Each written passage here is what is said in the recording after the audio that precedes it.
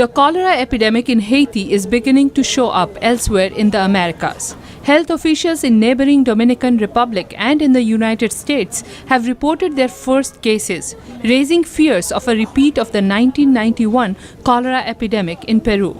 Dr. John Andres is the Deputy Director of the Pan American Health Organization, part of the World Health Organization.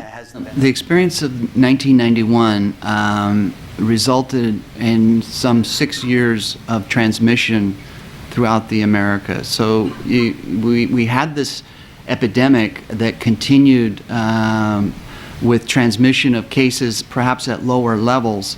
But eventually, countries were able to interrupt transmission, but it took several years. The Pan American Health Organization and other health organizations have issued a joint strategy for controlling Haiti's cholera epidemic and reducing its impact. Haiti has been successful in eradicating polio, measles, and rubella. And with those successes, we know they can do the job. And this is going to be more challenging, require a much longer-term commitment and sustainability of partnership and government ownership, but it can be done. Health organizations are already working with the Dominican Republic to prepare for outbreaks there, and they are bracing for outbreaks in other countries in the Americas.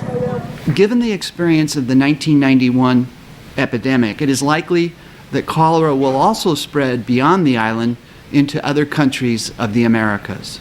Authorities in the southern U.S. state of Florida say they confirmed a case of cholera in a woman who visited Haiti, and they say they are investigating other possible cases. In Haiti, some aid organizations are reportedly focusing on treatment without keeping track of numbers of patients being treated. Health officials say exact numbers are not important. All they need to know is where cases are breaking out so they can make sure these areas have the necessary medical supplies. Vidushi Sinha, VOA News, Washington.